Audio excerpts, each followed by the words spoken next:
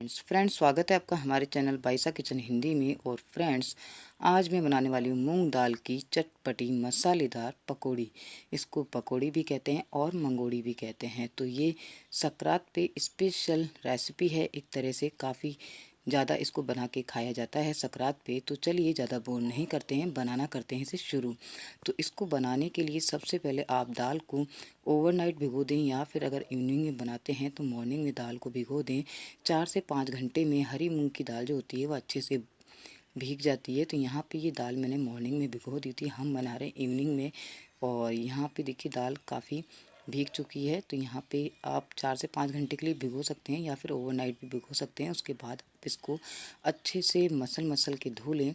और अगर इसमें थोड़े से छिलके रह जाते हैं हरी मूंग की दाल के, तो भी कोई प्रॉब्लम नहीं है।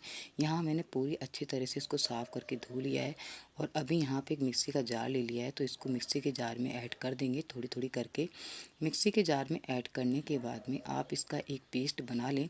पेस्ट बनाते समय ये ज़रूर ध्यान रखना है कि बिल्कुल बारीक पेस्ट नहीं करना है आपको, हल्का दरदरा सा पेस्ट रखना है इसका, ताकि ये खाने में भी अच्छी लगेगी और काफ़ी क्रंची भी बनेगी। तो यहाँ पे ढक्कन लगा के बना लेते हैं इसका पेस्ट।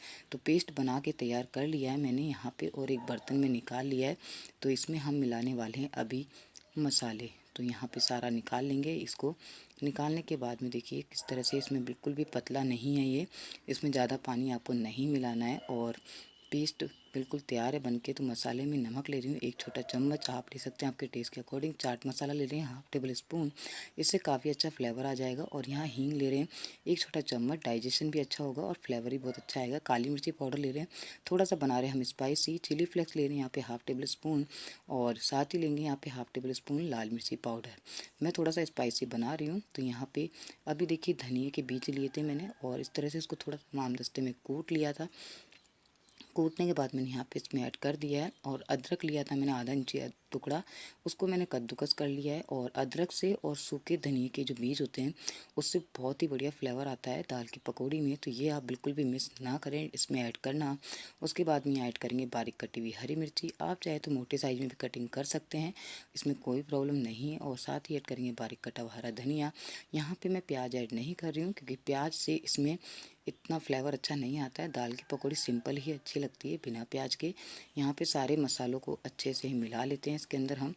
और ये देखिए यहाँ पे पूरे मसाले मिला लेंगे। अगर आप स्पाइसी कम खाते हैं तो इसमें से आप चिली फ्लेक्स अवॉइड कर सकते हैं। यहाँ पे सारे मसाले मिला लेंगे अच्छे से। और बिल्कुल बैटर में पानी आपको नहीं ऐड करना है इसके अंदर, बिल्कुल इस तरह से ही है। और बिल्कुल भी पानी ऐड ना करें, क्योंकि ये बेसन का घोल नहीं है तो इसमें पानी ऐड करेंगे। बिना पानी ऐड करे ही आपको इस तरह से मसाले मिला लेने हैं इस पेस्ट के अंदर। तो यहाँ पे हमारा ये दाल का पेस्ट है पकौड़ी का, वो बनके तैयार है बिल्कुल। और कढ़ाई मैंने पहले ही रख दी है गैस पे तेल गरम होने के लिए। तो यहाँ पे हमारा तेल भी हो चुका है गरम, और हाथ की सहायता से इसमें थोड़ी थोड़ी छोटी छोटी पकौड़ी तोड़ के ऐड करते जाएंगे। पकौड़ी आप बिल्कुल छोटी साइज़ में बनाएं, ताकि वो जल्दी से सिक भी जाएगी। और पकौड़ी जो होती है दाल की, वो छोटे साइज़ में अच्छी लगती है, ज़्यादा बड़े साइज़ में अच्छी नहीं लगती है। तो यहाँ पे देखिए थोड़ी थोड़ी करके मैं सारी पकौड़ी इसमें ऐड कर दूँगी जितनी इसमें आएगी। और थोड़ी सी पकौड़ी सीखने के बाद में आप इसमें जगह करके और भी ऐड कर सकते हैं। तो मैं इसी तरह से बनाने वाली हूँ।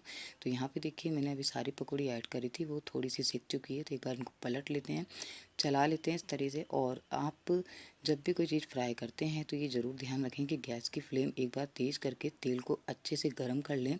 उसके बाद में आप गैस की जो फ्लेम है मीडियम लो फ्लेम पे ही रखें, और बिल्कुल इनको हल्का हल्का सा सेकते रहें, तेल के अंदर पकाते रहें। तो ये देखिए बन के तैयार है हमारी दाल की पकौड़ी। थोड़ा सा और फ्राई कर लेते हैं इसको यहाँ पे। और जब निकालेंगे तब यहाँ देखिए एक बड़ा जार ले लिया है मैंने जर से, और छोटे जर से मैं इसमें ऐड करती जा रही हूँ।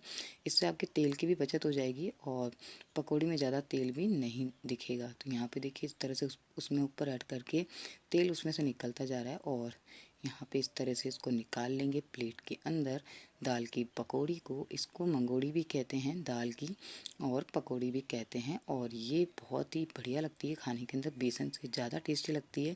तो यहाँ पे हमने हमारी दाल की पकौड़ी बना के तैयार कर ली है। अब मैं आपको बताने वाली हूँ कि कितनी क्रंची बनी। तो यहाँ पे हमने ये बना ली है, और इसकी आवाज़ देखिए, ये काफ़ी क्रंची लग रहे हैं, आवाज़ से ही पता चल रहा है।